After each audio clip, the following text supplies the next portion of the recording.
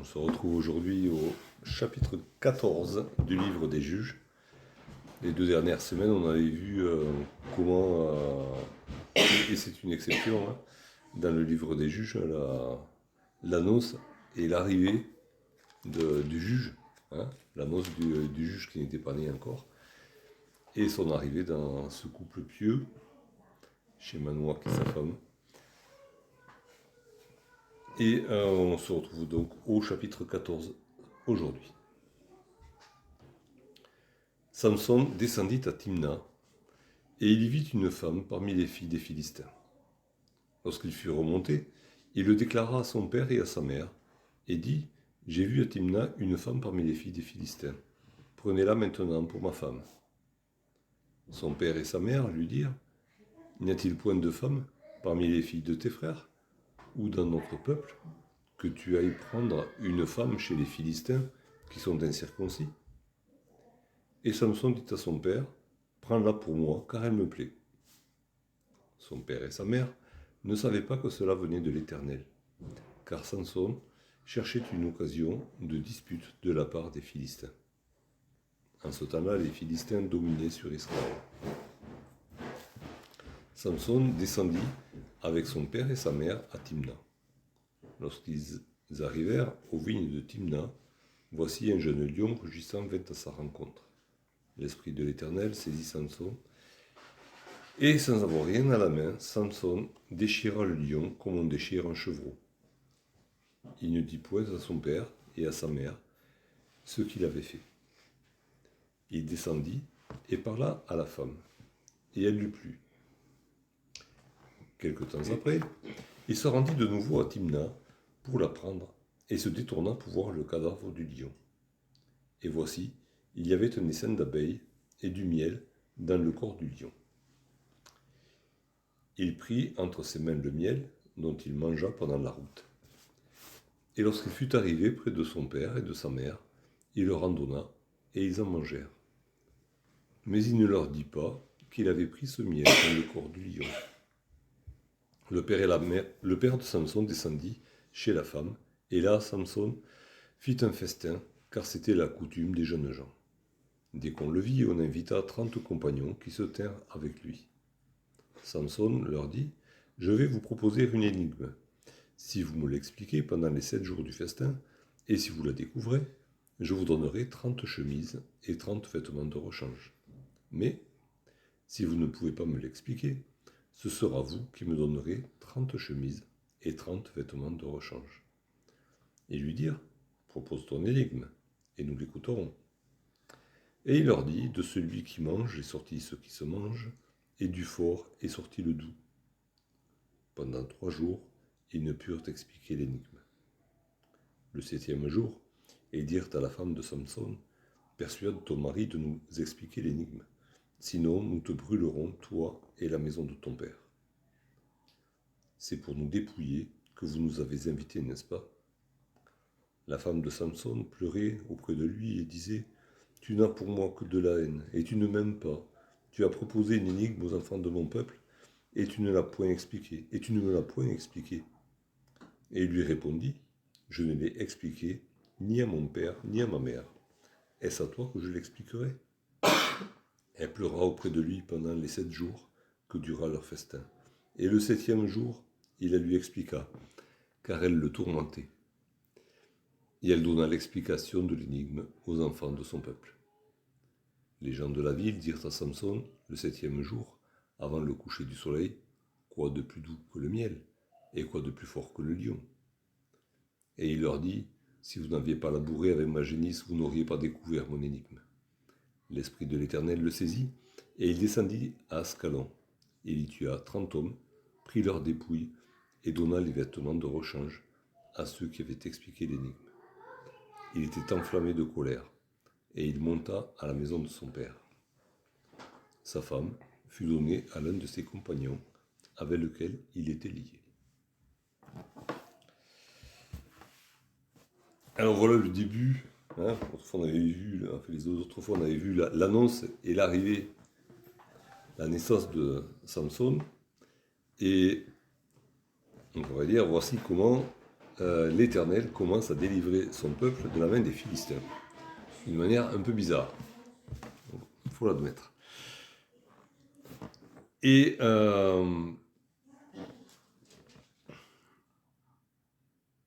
pour bien comprendre le début du chapitre, peut-être il faut aller directement au verset 4, n'est-ce pas, où il est dit que ce qui s'est passé là venait de l'Éternel. Alors le fait qu'il cherche querelle aux Philistins, cela venait de l'Éternel, car Samson cherchait une occasion de dispute avec les Philistins. Et ça rappelle ce qu'on avait lu à la fin du chapitre 13, au verset 25. L'esprit de l'Éternel commença à agiter Samson. Et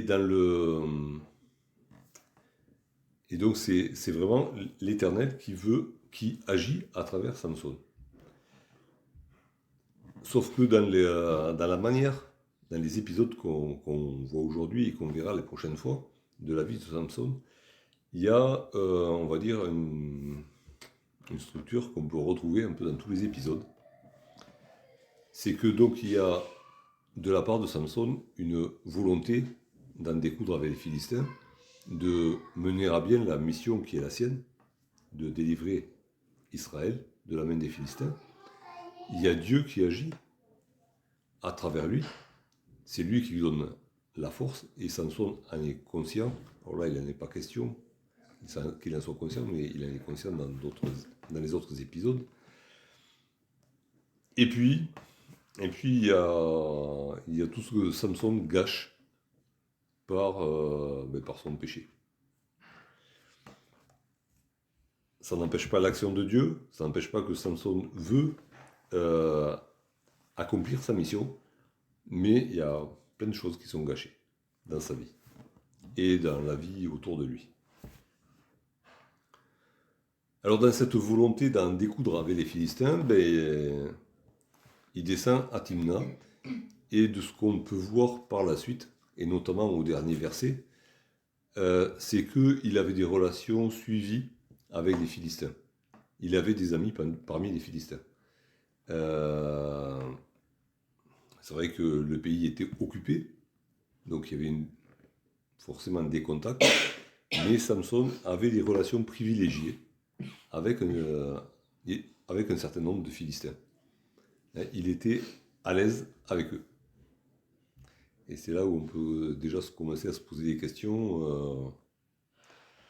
Comment ça se fait qu'un Israélite, de surcroît mandaté par Dieu pour délivrer son peuple, ait des relations aussi, on va dire, fraternelles avec l'ennemi? Ça fait quand même un peu bizarre. Et donc, dans cette volonté d'en découdre avec les Philistins, il descend à une ville proche, où certainement il avait l'habitude d'aller. Il repère une femme, comme ça, et il remonte voir ses parents. Il dit voilà, j'ai trouvé une femme à Timna, demandez-la en mariage pour moi, puisque c'était la coutume à l'époque. Il y avait demandez-la en mariage pour moi. Et il insiste lourdement quand ses parents disent non, attends, tu devrais te marier avec quelqu'un de ton peuple, et non pas avec quelqu'un d'un peuple incirconcis, d'un peuple ennemi, de surcroît. Il dit non, elle me plaît, prenez-la pour moi, prenez-la pour femme pour moi.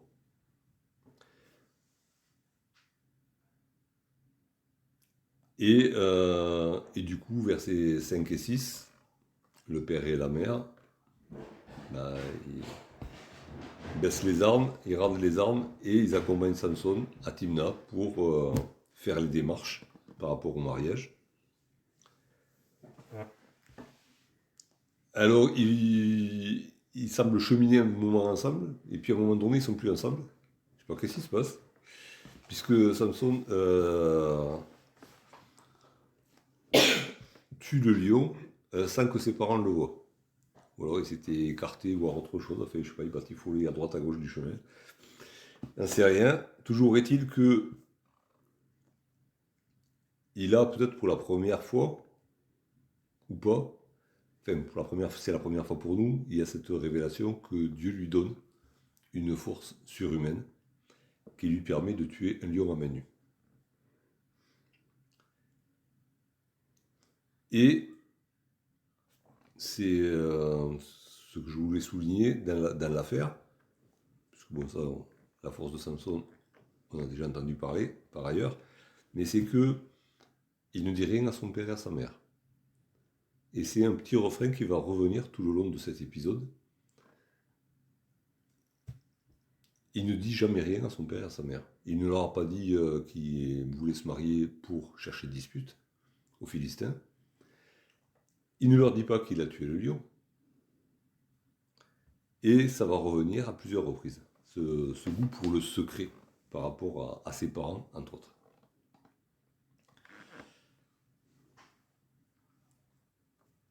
Ils arrivent donc à Timna. Et là, alors il avait repéré la jeune femme, savoir comment. Et là, il lui parle. Et là, elle lui plaît. Donc il s'était jamais parlé avant, apparemment. Et elle lui plaît. Et c'est là où, on va dire, le stratagème de Samson commence à se retourner contre lui. Il cherchait une occasion de dispute, donc il veut provoquer des choses. Mais là, il commence à se faire piéger. La femme commence à lui plaire. Et voilà, on le sait, Samson, c'est voilà, pratiquement tous les épisodes de sa vie seront marqués par la présence des femmes et son goût pour les femmes. Et voilà, ça c'est le piège, un piège qui commence à se refermer sur lui.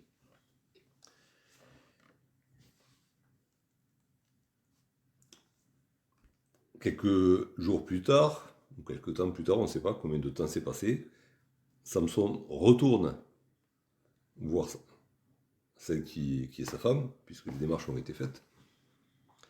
Et chemin faisant, il va voir le cadavre du lion, et là, il trouve l'essaim installé dans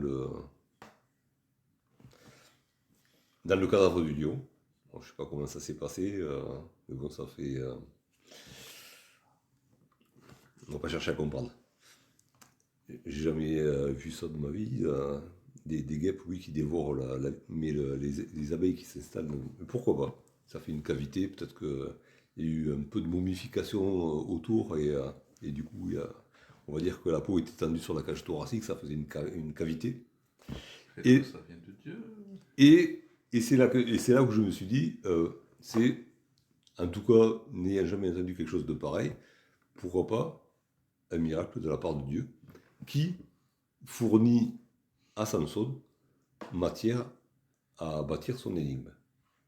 Et du coup, à chercher des noises aux Philistins. Et là, encore une fois, Samson se régale du miel. Il en prend pour le chemin du retour pour emmener à ses parents, qui en mangent, et il ne leur dit rien, encore une fois, sur la provenance de ce miel. C'est la troisième fois qu'il ne dit rien à ses parents sur ses intentions et sur les choses qui se sont passées. Les festivités avancent, le programme des festivités avance, et donc voilà, c'est le jour J. Samson retourne avec son père chez sa femme, donc il est toujours chez son père du coup. Et là est organisé un grand festin, et c'est souligné car c'était la coutume des jeunes gens. Et là on voit encore un piège qui se referme sur Samson, c'est qu'il respecte la coutume, on va dire, des Philistins. Ça a fait un petit écho certainement dans nos cœurs par rapport à Romains 12. Ne vous conformez pas au monde présent. Hein. Samson, lui, pas de problème. Il a ses fréquentations parmi les Philistins et il adopte les coutumes des Philistins, d'autant plus qu'il se marie avec une Philistine. Donc, tant qu'à faire, à Rome fait comme les Romains, il y va. Et un Philistin fait comme les Philistins. Et donc, au cours du festin, il propose cette énigme, avec un enjeu qui est quand même conséquent. Hein, une garde-robe complète pour 30 personnes.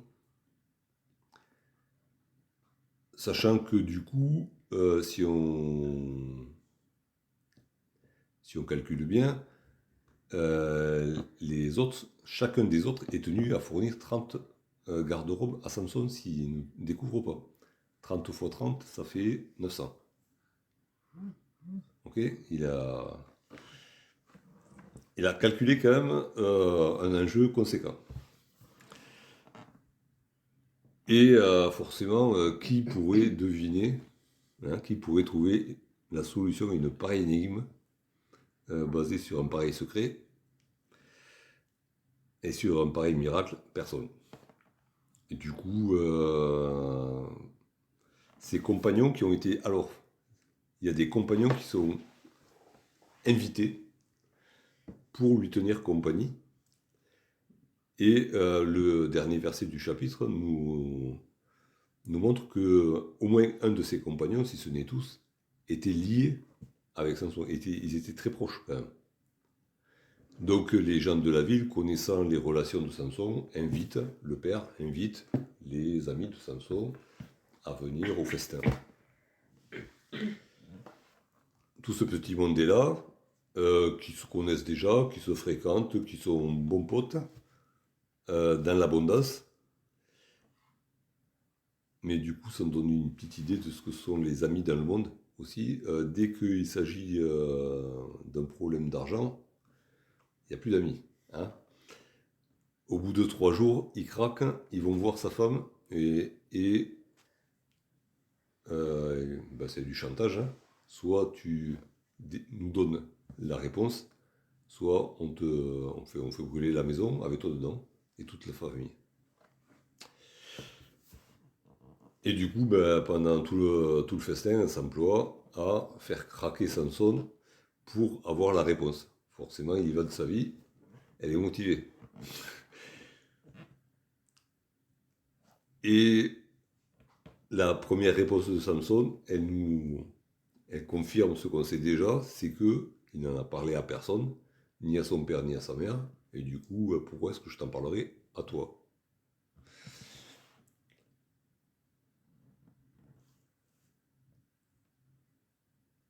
Du coup, elle insiste, et il craque.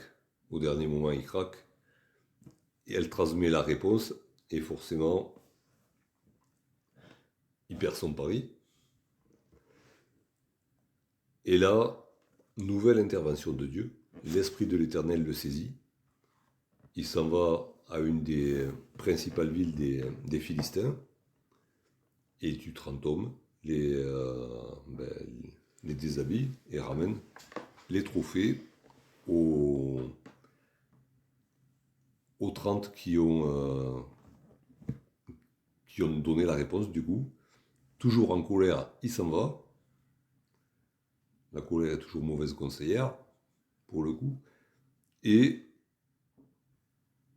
le père de la femme dit bon, c'est un mariage quand même. Il faut qu'elle soit mariée à la fin du festin. Il la donne à quelqu'un d'autre. Il la donne à un des compagnons de Samson. C'est assez glauque comme histoire, comme toutes les histoires de Samson d'ailleurs, et comme beaucoup d'histoires dans le livre des Juges.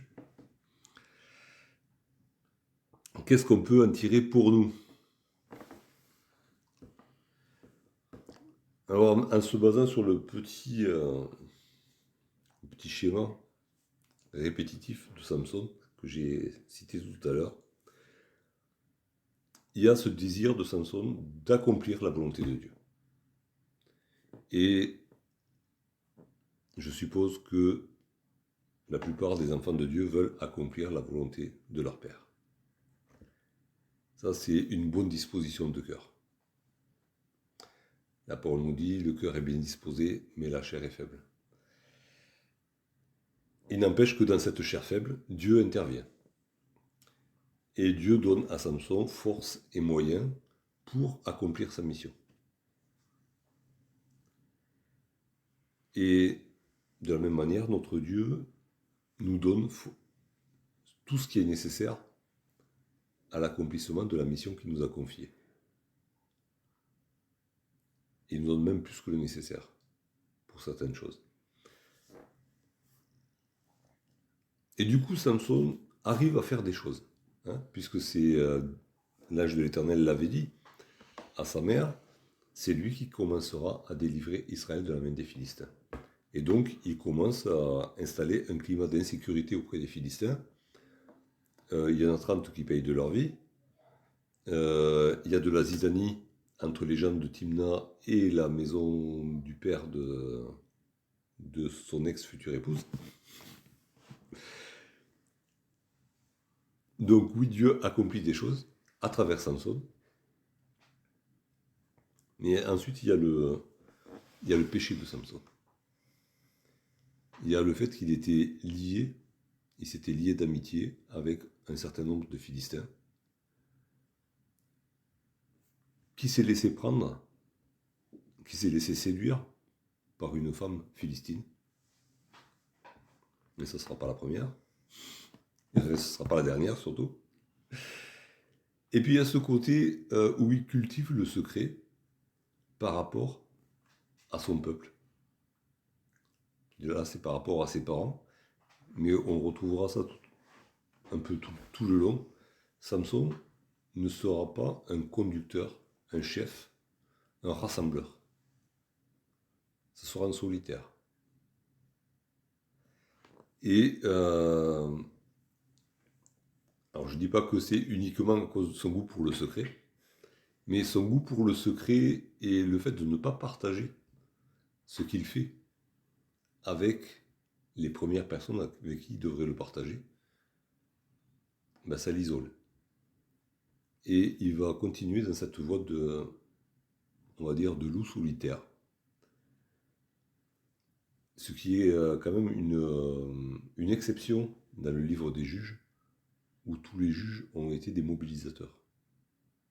Du moins de ce qu'on en sait.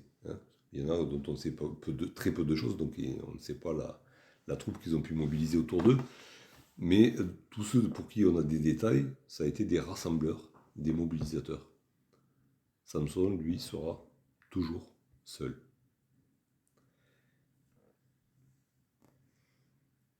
Alors, pour l'appliquer à notre vie, il y a ces deux péchés qui peuvent entraver ou qui peuvent entacher l'œuvre de Dieu, l'œuvre que Dieu veut faire à travers nous.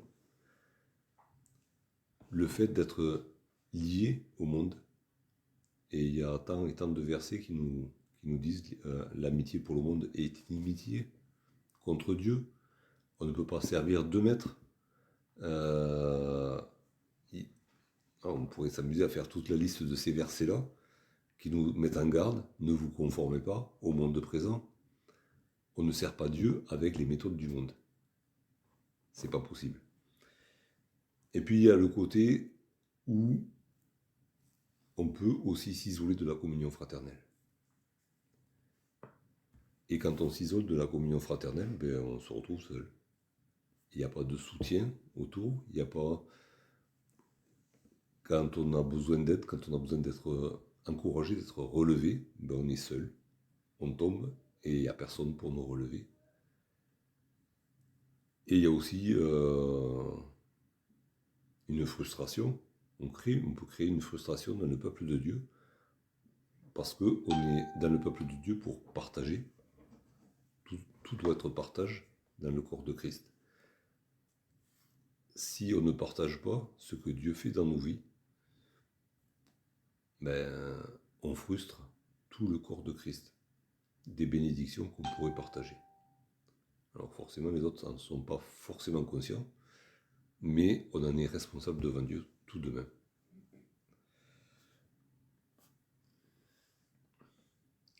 Donc voilà, Samson est là. en témoin de l'action de Dieu, malgré sa faiblesse, et en même temps une mise en garde pour nous, d'éviter les écueils sur lesquels lui est tombé.